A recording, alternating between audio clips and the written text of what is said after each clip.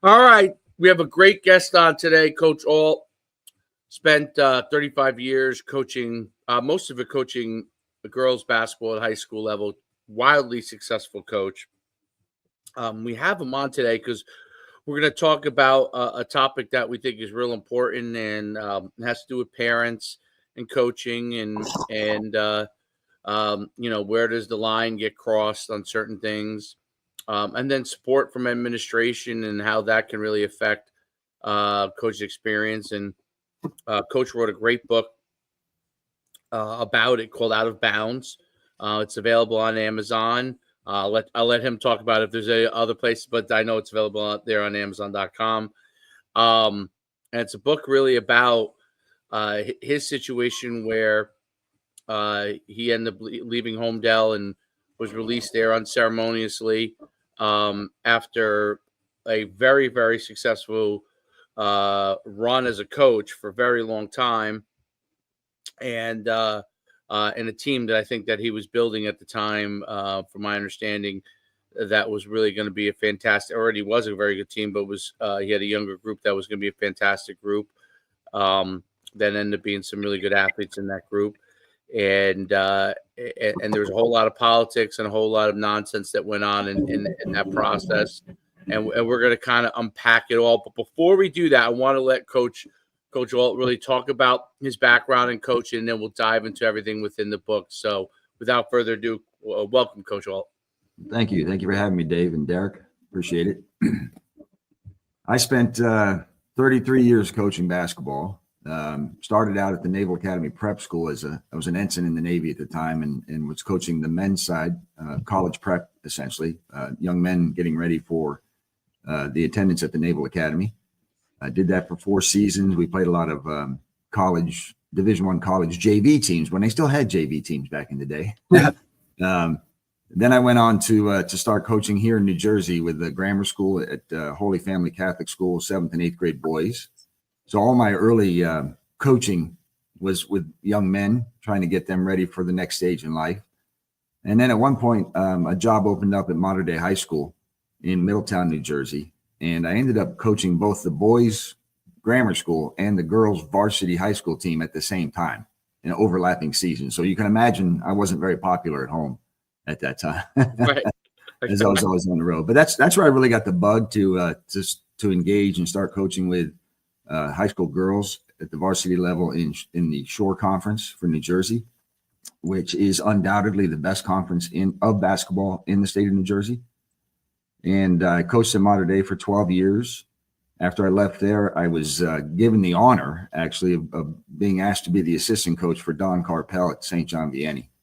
So for 6 years, I had the best of the best jobs. I was kind of the first person on the bench for Don. I was the team psychologist for the girls, just trying to pick them up when they're coming off the floor because they missed a basket, in probably the most competitive games in a schedule that any high school team would have. And they'd even taken that ride straight up to the Tournament of Champions victory that we had, finishing our unfinished business at the time of getting Dawn her TOC championship as a coach. So toward the back end of that, I started to get a little bit of an itch. Like I wanted to have my own program again. I wanted to build something. So kind of bring what I learned from St. John Vianney and from my previous experience to a different program. And the job opened up at Homedale. So I interviewed for that job, took that role, and really started with a minimum program. I mean, there were 16 girls for the entire program my first year there. And I was pulling people in from the bleachers basically to try and fill out a roster for both programs, JV and varsity. And then just started building from there. And we were having a great time, had some good young athletes, and then a mix of, people who just wanted to be out and be a part of a team and get the experience. And from there, over 3.5 years, going into my 4th year at Homedale, we had built a program that was primed and ready to go for legitimate state competition. So that's kind of the Reader's Digest version of my 33 years. And then after that was when, and the talk about, the stage that led to kind of the departure at that point, because you had a wildly successful career up until that point, had a great reputation as a coach, and then talk about kind of what happened which led to the kind of departure? Sure. So at the end of my third year at Homedale, we had a real good core group of athletes coming back. I had two rising seniors who are now currently playing in collegiate basketball, one at Colgate, one at Emory.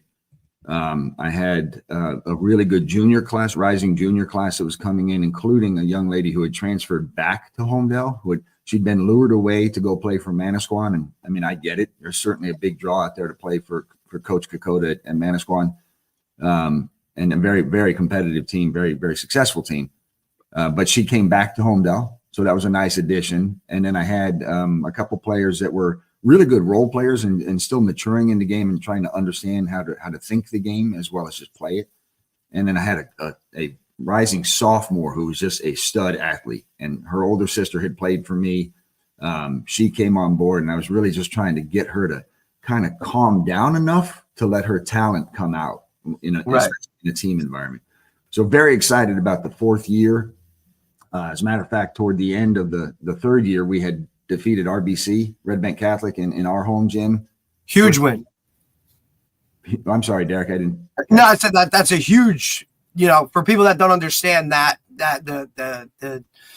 the scope of winning that game, right, in where you're located and whatnot, whether it be, just within the shore itself, geographically, like that is just a monstrous win, right? To move that program, kind of kickstart the next season with a big win like that.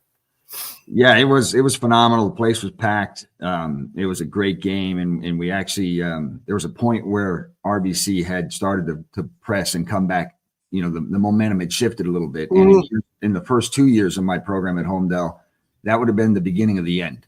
Like the wheels would have started to fall off, and we didn't have the leadership, the moxie to kind of pull it all back together. That third year was different. They came in. They were number 3 in the Shore. They were number 9 in the state, highly ranked as they usually are. Very good program, loaded with D1 players.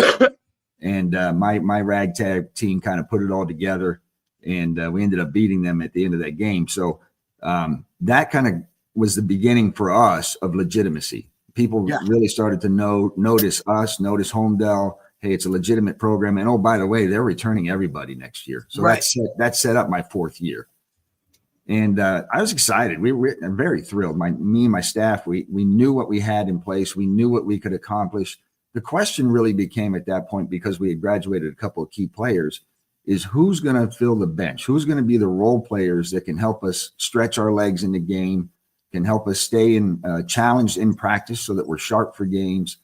And I looked to a young sophomore class and a unproven freshman group to try and figure out who would be those pieces. So the early part of the season was devoted to that. You have some full-time JV players that I'm watching in practice, trying to see where they're competing, how they're competing, and whether or not they're ready for a test at varsity.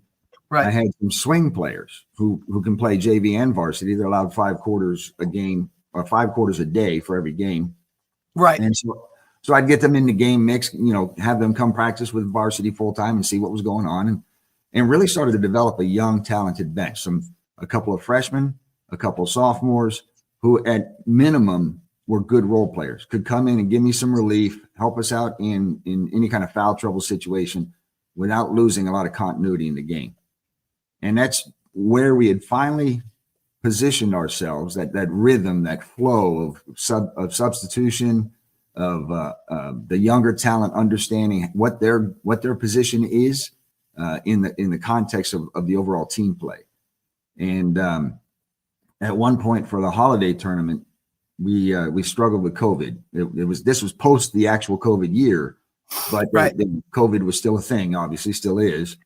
And a couple of my JV players got sick, and 2 of them happened to be swing players to varsity. So I shut them down for the holiday tournament, and I asked my coaching staff, who do we bring up to fill that role? Because we're going to need players on the bench still, right? Who's ready for a test at the varsity level? And my assistant coaches selected one sophomore player, and I agreed right away. She'd been working very hard, was trying to match the skill sets to her effort. So I brought her up for a taste of what varsity play might look like should she get in. And I chose the other one, and it was a freshman who I knew had talent and practiced pretty well, but she had been injured during the summer and fall, so we didn't get to see a lot of her in real competitive situations. Right. And I also knew that it could be a nice boost for her, you know, just, hey, listen, I got a chance. Let me go get it. Even if I go back to JV afterwards, you know, I'm proving that I'm ready to do this. So brought them up. They helped us out through COVID.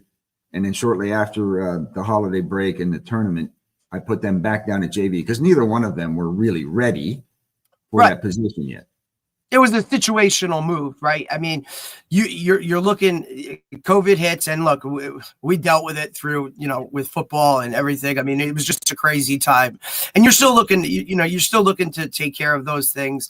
But the holiday tournament is also like, you know, from what I've known, it's always that good time where you can kind of, you know, allow certain players to get healthy if they need to, like this right here, situational wise, give those other girls a little bit of a boost where they're going to be playing high level competition to see that, hey, all right, you're not here now, you're here because we have this going on. But if you continue to work, right, this is where you could end up eventually as the season progresses. Is that kind of the whole method to the madness as you know, how you kind of worked it? Yeah, Derek, that's spot on. And I'd even told the two young ladies when I let them know that they were going to go back to JV, I told them to hang on to the varsity uniforms because I fully expect them to be back. Right, because you want to give those, and especially, you know, younger players, right? You want to give them that level of, you know, you can talk about the expectations that you have for them and whatnot, but when you actually put them on the bench or you actually put them in a situation in that game, practice is one thing, right? And even if they're practicing against the high level talent and all those other kind of things, but that game action of now, hey, now you've really seen it. Now you've been in it. Like this should now be fuel for you to continue to work in practice, continue to get better. And then eventually, as we move forward, you know, you'll be part of this. Yes, that's exactly right. And even I was a big proponent of kids learning the game, right? Thinking the game, understanding the game. So even with my injured players, I would tell them, you sit right next to me on the bench because I want you to see what I see and I want you to hear what's being said from the coach's perspective to help them understand that game. And the same was very true for anybody who happened to be sitting on the bench, whether they were full-time varsity players, swing players, or people who had just been brought up to fill the void during COVID. So talk about what transpired after you did that and where the issues kind of came in. Yeah. So what transpired is we continued our regular season. We had 3 games back in conference. Actually, one with Toms River North, who was a top 10 team at the time, preseason. And then we had 2 conference games. And then we were getting ready for the next game, which would full circle was Red Bank Catholic back in our gym, who you knew was going to be awful mad at the fact that we had just beaten them the year before. And all of those kids came back. So all of those kids had that bitter taste, right? And of course, the coach is super successful and very competitive, and we're friendly. But at the end of the day, he wanted to get revenge. So we're building for that. We had during the summer and fall, I had gone to visit college, TCNJ, where one of my players was, and the coach got me in, and I was picking up a few things, some things that I thought would flow very well with what we did. So I wanted to try them, and we were just starting to see the success of that. You know, they were supplemental to what our offenses were. They were a little bit of change in conditioning, which made, as a defensive first coach, made our defense even more difficult to play against. And all of that was finally starting to come to fruition as we went through those 3 games prior to RBC. Then we had RBC in our gym, and you can imagine the hype. My girls wanted to get back at it. They wanted to prove they were for real. And again, RBC very highly positioned in Shore Conference and the state. So this was one of those games that, with the momentum that we had coming off of 3 straight wins, are we ready for this next step? Can we break into that top 20 New Jersey State ranking? Can we break into the top 10 Shore?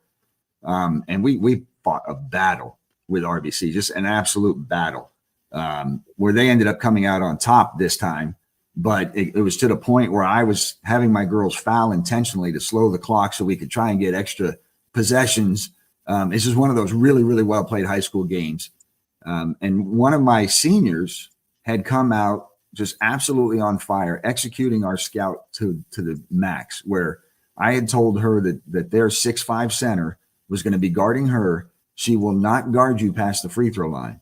So as we're going through our offensive sets and you're running off of those staggered screens and things like that, you come shot ready. And she hit 3 straight threes with an identical description. The big for RBC just stopped short, and my girl stuck all 3. And they call a timeout, and we're on fire, and the crowd's going crazy. And she came back, and she's all hyped up. And my typical thing is to give them a high five on a pat on the back. Great job, just trying to keep them hyped. And then in that timeout, we talked about, okay, now she's probably going to come plowing through some screens, and you need to be ready to shot fake and rip and go, right? And I mean, I couldn't have written the script any better. She comes off of that staggered screen, the 6'5" girls pushing through, coming through, and she closes out hard, high and hard. And my center, who's 6'1" and just, a thinner frame, gives a little shot fake and rips and goes to the left side and scores a bucket. So now in the first quarter, she's got 11 points, and we are just on fire. It was a really fun game. And from there, it became just this hotly contested battle. So we went back and forth on that for a while. We ended up losing by 9. But when I got in the locker room, I'm like, this was great. And the girls weren't used to me being happy after losses. But I said, we are where we need to be. Things are starting to click. And that chemistry was absolutely palpable. You could feel it in that space. So much so that the girls were coaching themselves in the locker room. Right. They were keeping each other up.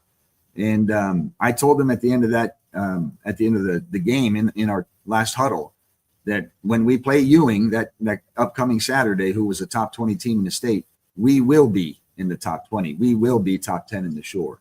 And that was the last thing I said to my girls. Okay. And so after that, what then, transpired? So you were no longer coaching after that point, or? So I got a call the next morning from the principal, who I thought was calling me to congratulate us on a game well played, and kind of we talked sports outside of school stuff. So that's what I thought I was getting the call for. He called to let me know that I had been suspended indefinitely for what he labeled as inappropriate touching. Okay, so going back to the game, when you pat the girl on the back, is that what he was the complaint was about, or? So I don't know. I asked him specifically, what are the details? I can't tell you, was his answer. Who's my accuser? I can't tell you. Right. Do I get a chance to talk to the athletic director, to whoever, to kind of sort this out? Because it was completely out of left field, completely. Right. And it was just, I can't tell you. I don't know. There were no answers given. And then I asked, so I assume my assistant coach, who happens to be my son, is going to take over coaching of the team until this gets sorted out. And he said, no, he's suspended too. So I asked why. And the answer was, quote, because he has your last name, unquote. I'm like, what does that mean? Right. So here's somebody who's being guilty by association of being my son, which I didn't realize that was a crime of any kind or against any school policy. But basically my coaching staff was removed. The principal and a couple assistants came in to take over the team from that point. And when that happened and you didn't get any other, so you're suspended, and then what happened after the suspension? So then you were fired from the job, or did they bring you in? What happened after that point? So that's the shame of it all. This dragged out for 40 days. So basically through the entirety of the season, minus the state playoffs, essentially. And when I say dragged out, it dragged. There were no answers. I was calling to try and get direction. Like when, obviously there's a due process in our country, the presumption of innocence till proven otherwise. And I was looking for some support in that regard. Like when does my story get to be heard? When do I get to understand what the accusations actually are? Because I had no idea to that point. And I was just kind of put off. It's going through a process. You'll be, eventually you'll be allowed to have your story heard or something like that. It was just dragged out. So about day 14 or so, I find out that the girls are being called in one by one to the police department in Hopedale. And at that point, to me, things changed, right? And why are they being pulled into the police? And I didn't even know that. So my assumption was that I would be pulled into the police station sooner or later myself. had to go out and hire an attorney at my own expense. Basically was left hanging by the administration as to any guidance, any direction, any rationale as to what was going on. And then, so what happened per those police investigations? Did the police bring you in? What happened there? So after apparently each of the girls came in and was questioned, I was pulled in. I forget the exact day now, but I think it was like 19 days later. So 19 days after the suspension, I finally get to talk to somebody about what went on, or at least get, in my hopes, an inkling of what I was being actually accused of. What was the evidence that had me on the sidelines, so to speak? I walked through the police station, and literally 5 to 7 police officers, chief, lieutenant, sergeant, came out, greeted me, shook my hand. We're sorry you're here. We know this is bullshit. Pardon me. Probably shouldn't have said that. No, you can say. You can say. You know, things like that. And I go back and sit in the investigation room or the questioning room with 2 detectives. One a detective for Homedale, the other the district attorney's detective. And they're basically just hitting me with questions, and my attorney, of course. And they're just asking me questions, and I answered everything from start to finish. And at one point they asked me, after 45 minutes of being interviewed, without any showing of any kind of evidence, mind you, or even what the accusation actually is, Right. They finally asked me, is there anything else you'd like to say? And I told them bluntly, I said, let's just call this what it is. This is a freshman player and her parents who feel like she should be at varsity and are using 2 other girls as quote unquote victims to get at me, which is what I had been able to piece together during those 19 days from other parents and other players and what the information that they were sharing with me. Right. So a freshman parent that didn't like the fact that they were no longer on varsity, essentially, is what you deducted. Now, going forward, did you ever find out what the actual accusation was? Did you ever find out what the reason was for the suspension? Did the police give you an outcome of that? Did they pursue any criminal actions? The police, that was a Friday. I think it was a Friday that I went to the police station. That following Monday, they issued the school a report of non-criminality, that there was nothing there. And the school sat on that for 4 days. They did nothing with it for 4 days. Then I finally got a notice from the school. This is now 29 days into the suspension. Again, no evidence, no accusation, no talking to the school. Never talked to me directly from that point on, and only the police report of non-criminality. Then I get finally February 3rd, I believe it was. I get a hey, we'd like to meet with the board. Would like to meet with you on February 9th. And this is. Did you end up going in? Did you end up going in and meeting with the board? Yeah. Okay. Listen, I wanted to get to the bottom of this. I still, of course, foolishly, I still had hopes I could get back on the sideline and finish what was to be our season. This is what we've been building for. I mean, this is the culmination of years of work. You finally get back on the sidelines, right? And you're year 3. I mean, now this is into year 4. You see all the work that's been put into it, where now this culmination of, all right, things are finally starting to come together and we're clicking. And now all of a sudden you're blindsided by this. And now here you are just literally trying to find answers to get this situation under control, if not even for yourself, for the girls themselves and their program, right? Because like you said, this was dragging on for 40 days in the midst of a season where things are just so out of whack now for them. Here you are, like, absolutely, you're going to go in and have a meeting and get to the bottom of it and hope for the best things that could happen especially when you're not being given any answers. What did the board have to say when you went in there? What did they discuss with you? What was so let me preface that a little bit with a couple of details that I didn't get to. Number one, throughout this entire process, I mean, I don't get a whole lot of texts outside of business, but I was getting hammered on my phone from coaches, athletic directors, referees, parents, kids, students, people I coached 30 years ago who were hitting me up with a ton of support, right? This is happening every day. The day I got suspended, an hour later, I'm getting texts from people like, how the hell do they know I got suspended? Yeah. Newspaper reporters, people reaching out to me just like, we know this isn't true. Tell us what's going on. And I held them at bay for a while. January 26th, which was 2 weeks after I got suspended, there was an actual board meeting. And 16 parents representing 16 families went to that board meeting on my behalf. They read a letter from the parents, including alumni parents, that wanted immediate reinstitution of me and my coaching staff and full support.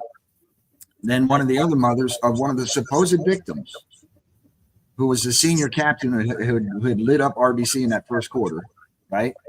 She read a letter on behalf of all the players except for one, stating the same thing, that they wanted the coaching staff back. So all this community support, and even people outside of the Homedale community were supporting me.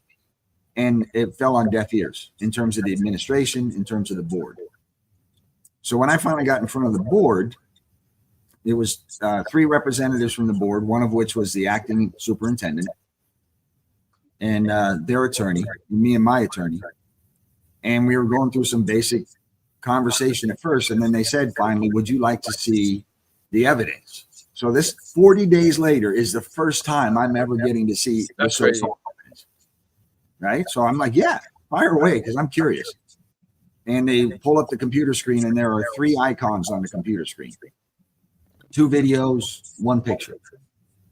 Click on the first video, and it's not even from the RBC game. It's from a scrimmage 5 weeks prior when we were scrimmaging Manasquan. And my senior captain came out, and as standard, I would give her a high five and a pat on the back. And that's all it was. It was like 3 seconds, bang, bang, bang. And the camera's right behind me. I know that.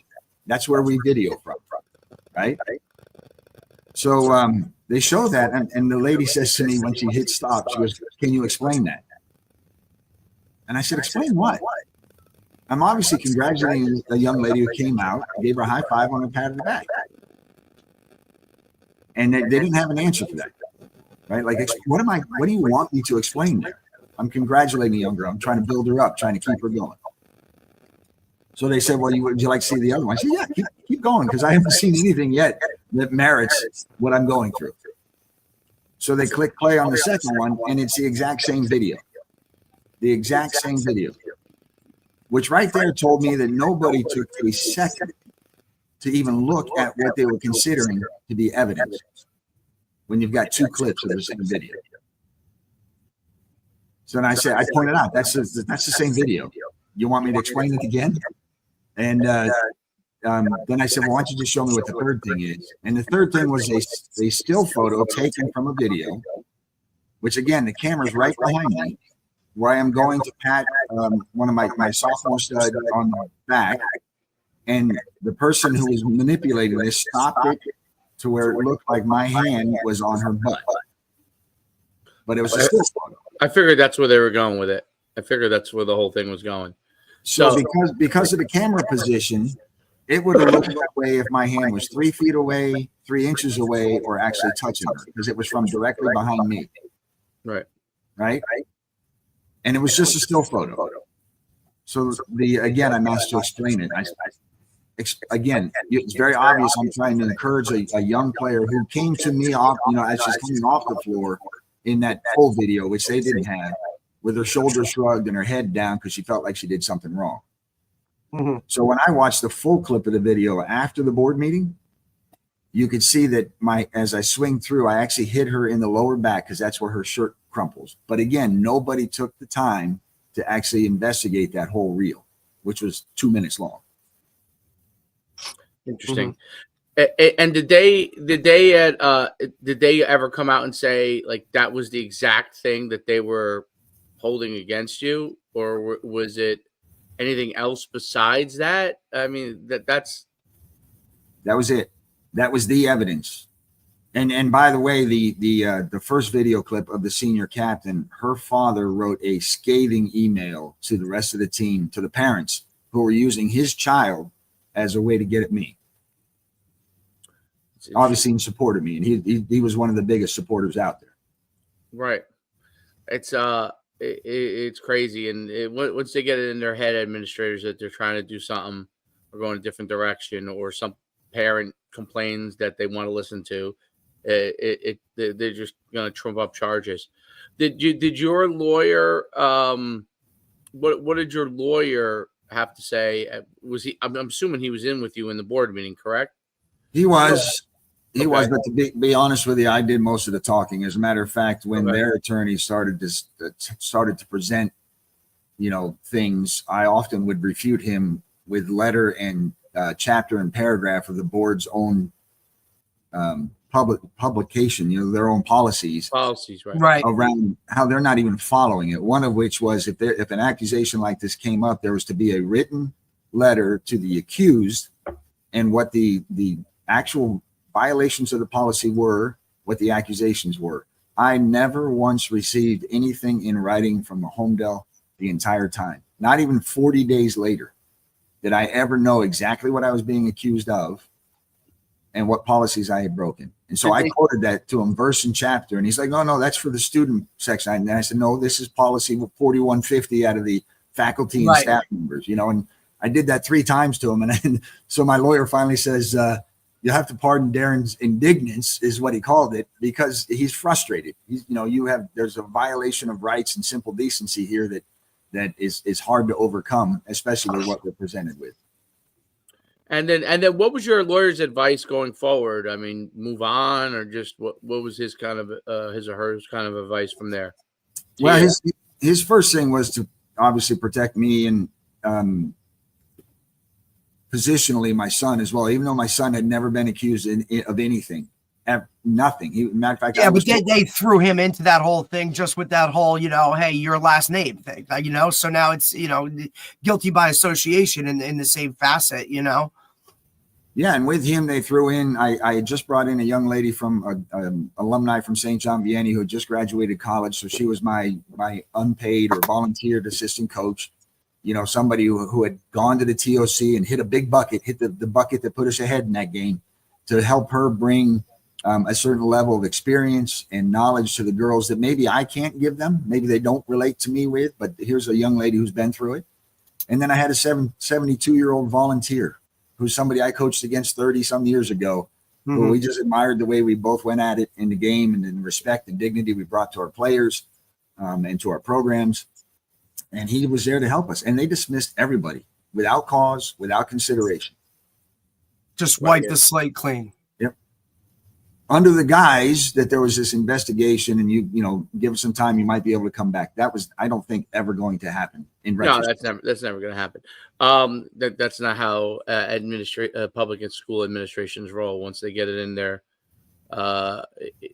their ideals that they're going to get rid of somebody, that's just it. So I've been through some of it before in different capacities, but as far as obviously pretty different from what they kind of accused you of. But I know that once they decide that they want to move something or take care of something or get rid of somebody, they're gonna get it done no matter what it is. And it could be so post that. I'm curious, post that whole scenario, what was they put the principal went in place as the head coach. Yep. What was their process after? Was there somebody else that they were looking to put in place, or is this simply they were trying to wipe you out of there? Was there any inkling like the year before that there was an issue that you thought they were trying to put you out? Was there anything like that any one of these parents had expressed to you beforehand or anything like that throughout the season, that there were people that were disgruntled or something like that? No, that was the amazing part throughout this whole thing, Dave, is the parents, 99% of them, minus that one family, right? Tremendous support before and through and after. Again, they read letters in front of the board on January 26th at a formal board meeting, to which the board's response was basically, thank you for your input. So you got Right. a whole, That's always, whole that's always community. the response. That's always going to be the response. But you got a whole community of parents and players who are saying, Coach did nothing. We want him back. You would think, and then the police report of non-criminality, that should have been it. Lock, stock, and barrel. Should Right. never have gotten that far. But Right. once it did, that should have been it. See, the issue is with coaches, and we've talked about this before. We had another coach that had a different situation, but similar result.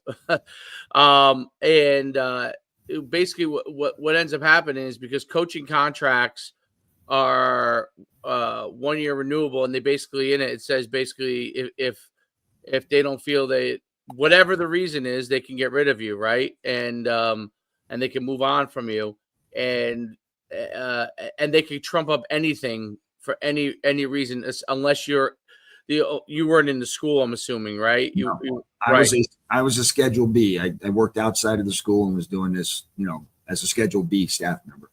Right. So that makes it easier for them to move on somebody, because they don't have to worry about the teachers union coming in and fighting with them, right? So they probably gave you a teachers union person if you wanted it, but that person's not going to be able to do anything nor care. Nope. So from that standpoint, and it seems to be a monumental issue that happens a lot in coach, especially in New Jersey, but I'm sure all over the country these things happen. So I'm not shocked at all by this, having been through it myself in a different capacity, but been through it myself. We've already interviewed another coach that had a situation like that, and the theme kind of is whatever they get in their head, they want to get rid of somebody for whatever the reason is, without you having any privy or knowledge or knowing why that is. They will come up with whatever they need to do to be able to give them a reason for that. What I am a little shocked at is that, and Derek, I'm sure you have comments on this too, is the depth that they went to get rid of you, with meaning trumping up potential police charges in an area where there was nothing. That's where I'm really like, you know what I mean? I look at it like this, right? Okay. And this is just my opinion. Homedale's a different type of place, right? You're dealing with a little bit different, I don't know, I guess you want to say more of an upper echelon, really, that have the ability to kind of go and do those certain types of things, or can manifest those certain types of things. So I think that plays a role, one. I also feel that, as a younger player, right, the investment was, we need to make something that's going to stick, so that this is, a no holds barred, knock it out of the park, gone, never have to deal with type of situation again. So I think that plays a role too. And I think, in reality, when a parent feels the need to get something done, the level of things that they'll go to make it happen, or to go through it, and that will drum up whatever it takes. I think it's absolutely incredible, the lengths that some of these parents and people will go to get it done. And then I think at the end of the day, we talk about this all the time, Dave, right? When we talk about school boards and administrators, and when it comes to public education and all those kind of things, when enough people make enough noise, it doesn't matter, because the administrators and those people will side with people, with those people every single time. And like I said, we are not protected as coaches, because we're on year-to-year contracts, right? They can ultimately get rid of us, at any time, based off of, evidence or not, coach, and it's extremely unfortunate, because, you see these situations, and, you're doing all the right things, and, playing the game the right way and doing all these kind of things. And then all it takes is a certain allegation, after what you think is, here you are, you get a phone call or an email, and it's like, hey, you think it's a good thing, and all of a sudden you literally have your world ripped out from under you, and not like a cut or dry with evidence, right? And I think that's the part that really bothers me the most, is there wasn't something clear cut that could have been told to you about, hey, it's this is the reason, this is why it's happening, or, hey, we need to fix this or do this, or, there was no open communication when it came to that. You're kind of left there, grasping at straws, trying to figure out what's going on. And I think that's the part that really bothers me the most, is there was no clear cut, high and dry, like, coach, this is it. This is what it is. This is where it's coming from. No, defend yourself. You had no options, right? You had nothing that you could even go to. I think that's the part that really bothers me the most. Yeah, I agree with you, Derek. I think you hit on a couple of key points there. Number one, you referred to it. It was incredible, the lengths that parents go to. I actually consider it shameful that the lengths. Oh, absolutely. Some people will go to, and in this case, one family was willing to levy these completely false accusations, right, and to prop their daughter up, right? They used two other people's daughters as weapons against me, and their own daughter as a shield to protect them from any kind of which in my eyes, like what are you now teaching your own daughter? Yeah. Right? Which, so what example are you setting, right? Like, what example I don't are you think they setting? care about that. So I think in sports parents as a whole, like you have people that care about those kind of things. Most people probably care about doing the right thing, but like morals.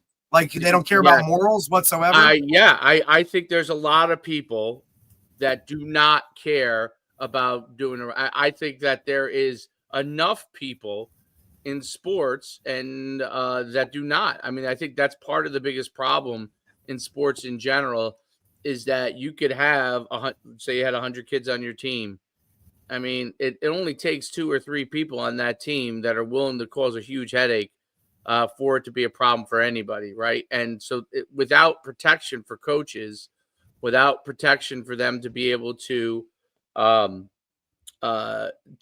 able to coach the way that they need to coach, you have a situation where it doesn't matter what the administration, the parents just jump over ADs, they jump over head coaches, they jump over, and they'll go to whatever administrator will listen. And my thought process on a lot of this stuff is, okay, the shift is that you have a lot of administrators that will listen to things, and that's the problem.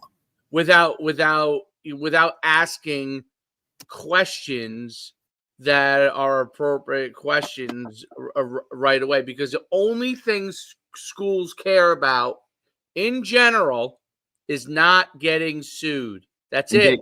Dave, you hit it on the head, and that was my next comment to Derek too. Yep. It's just the in this particular case, but in a lot of these elected boards, or these, this so-called administration, there is a lack of leadership. There's a lack of willingness to be accountable to what the direction and what the decisions are being made by the school. They hid behind this. They hid behind it because there wasn't a superintendent. There was an acting superintendent. They had so many holes in that board. They hid behind it because they had a 2-year principal who was non-tenured.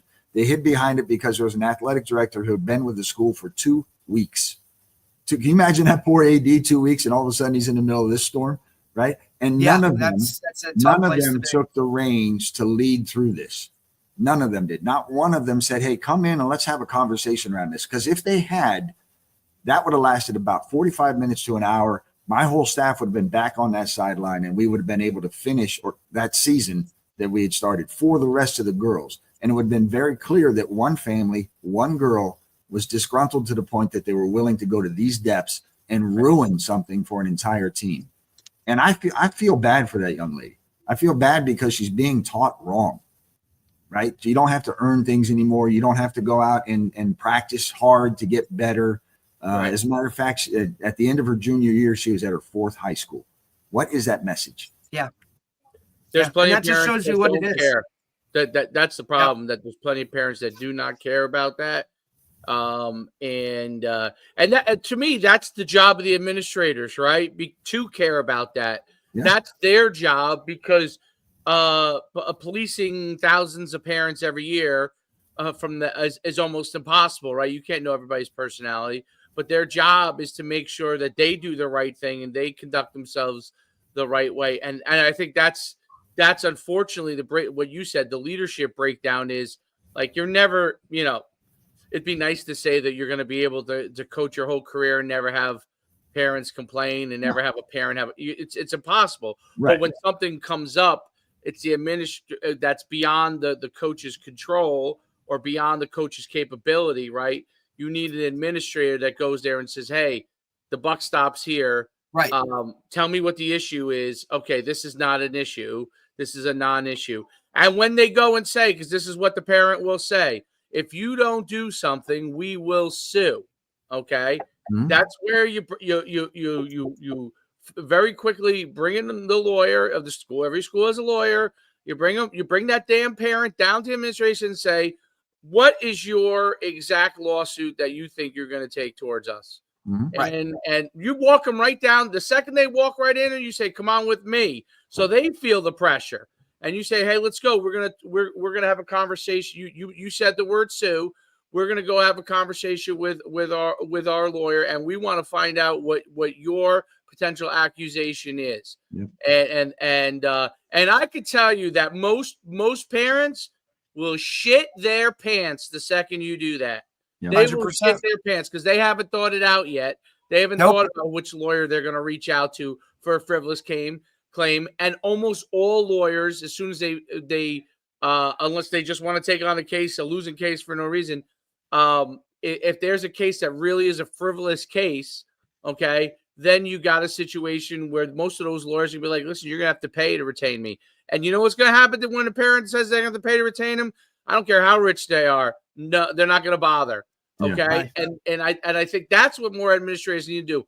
Oh, there's an issue. Great. Okay. You want us to talk to this issue? Is this something we could talk to the coach about? Absolutely. No, this is why I'm here talking to you, right. Mr. Principal. Okay, right. Well, if, we don't think has been an issue, but we'll talk to the coach. Well, if you don't do something, we're going to sue. Oh, you're going to sue? Come with us. We're going to meet with the Board of Education lawyer, so we can get your exact claim. So we can go and address it accordingly, because you mentioned that word. But nobody has the balls to do that, okay? Because they're worried about their dumb $150,000 a year job that they think is going to be everything to them. They're weak. So that's the bottom line on most administrations. And when you get a strong administrator, they stop that. Yeah. Okay? Right. They stop it right away. And I think that's I think that's kind of the society that we're living in right now. Is, look, leadership is hard, right? Like when you're a leader, or you're the boss, or you're the head coach, right? You're not going to be liked by everybody. You're going to have to make some hard decisions where, some people aren't going to like you. Some are. There's always going to be that level of that, right? And leadership is hard. So when you get these guys that are now administrators, who have always been okay with, they want to be everybody's friend, and they want to be tight with parents, and they want to do all of this other kind of stuff. It's like, well, I'm sorry, bud, that's not why you're getting paid that high level. Right? That's all they are doing, is protecting their ass. Yeah. It's not about being anybody's friend. They don't care about being anybody's friend. They want to protect their ass, their job.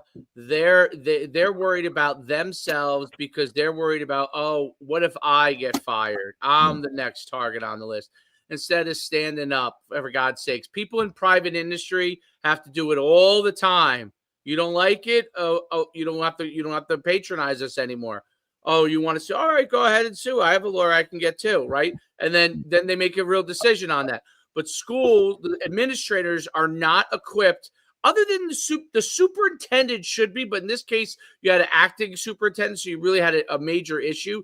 The superintendent usually is someone that can actually really kind of decipher, is this going to be an issue that we're going to, you may have principals that just don't have the capabilities to do that, and athletic directors don't have the capability, but the superintendent could really go ahead and say, hey, this is nonsense. But in this case, you had a kind of a weak superintendent, because he was an acting superintendent. So he was in one of those.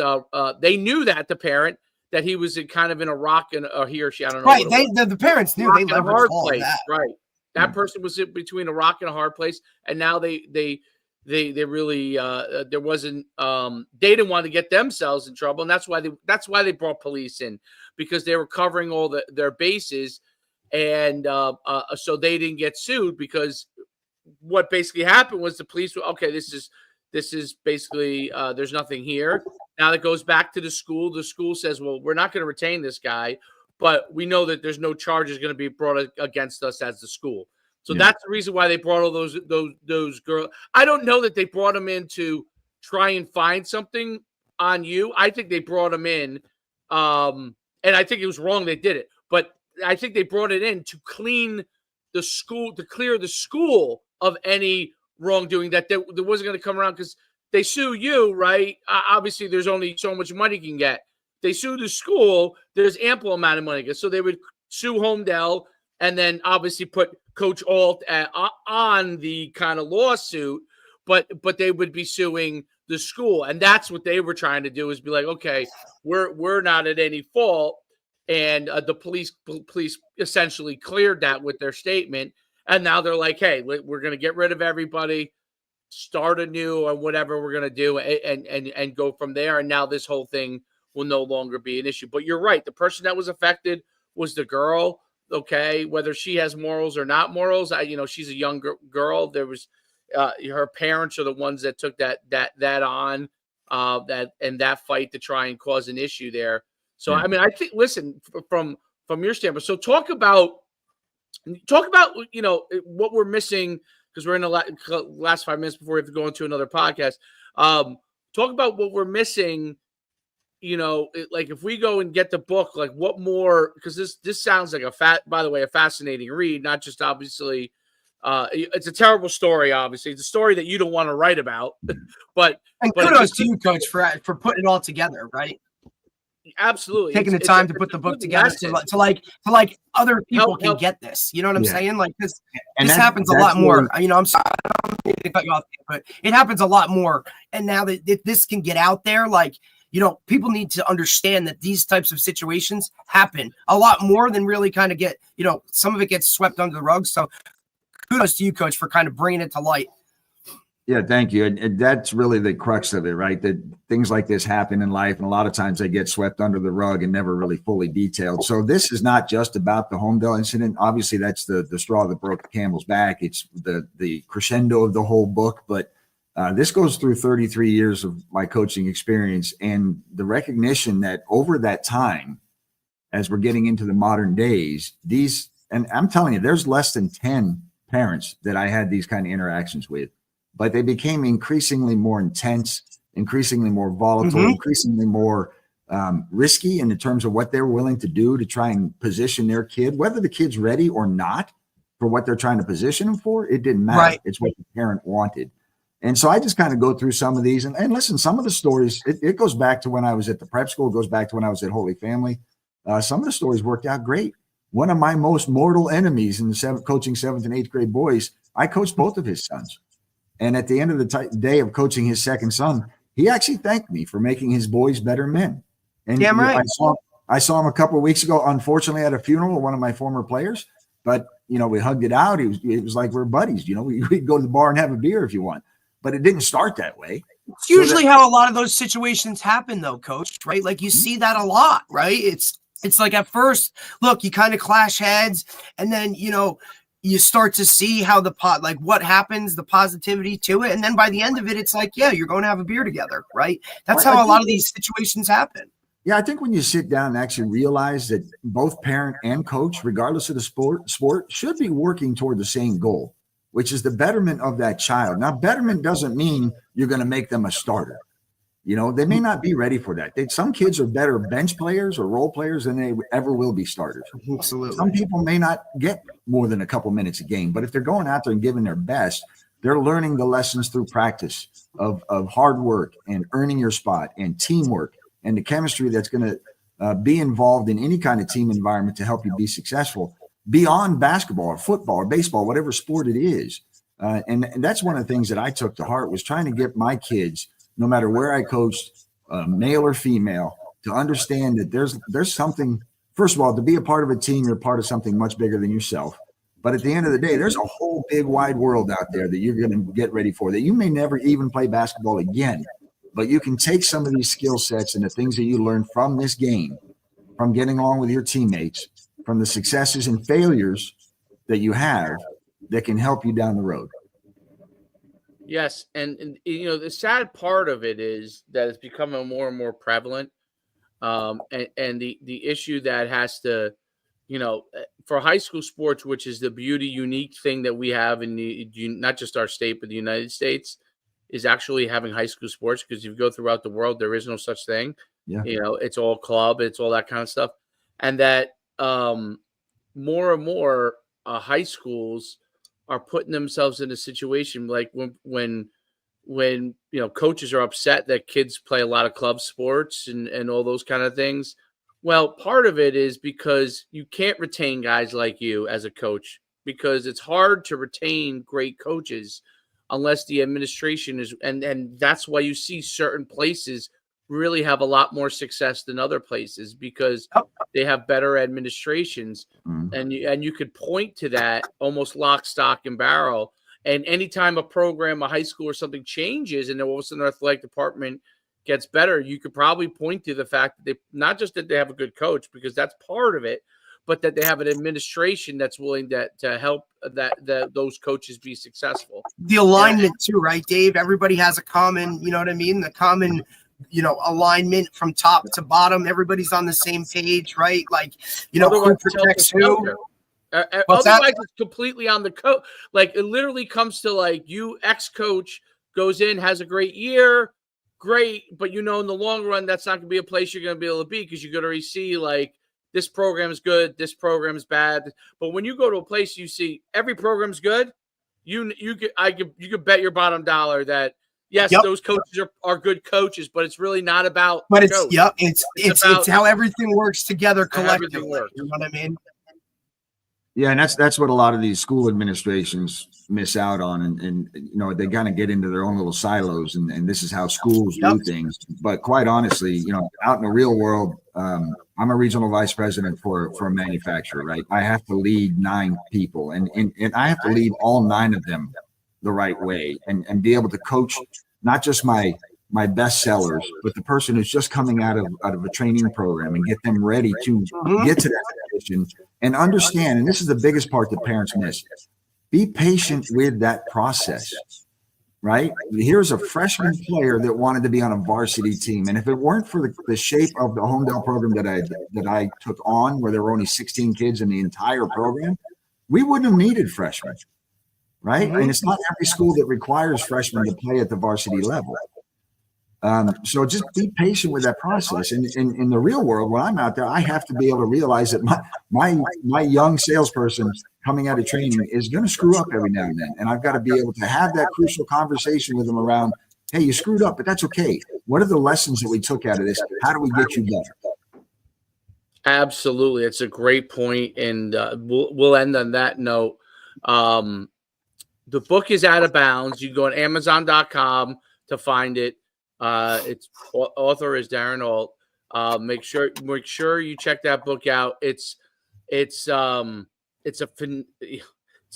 part of it's a sad story about how society is and everything, but it's a good lesson. It's something that we could all learn and help coaches to really understand what to expect, so they can help themselves to navigate those waters as they go further. Coach, I can't thank you enough for being on.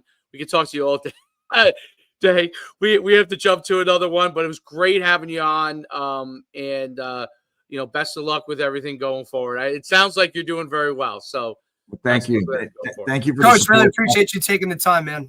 Yeah, thanks, guys. I appreciate the support and the opportunity to share the story. It is available on Ingram Spark and Barnes & Noble too. So pretty much anywhere you can get a book, it should be there.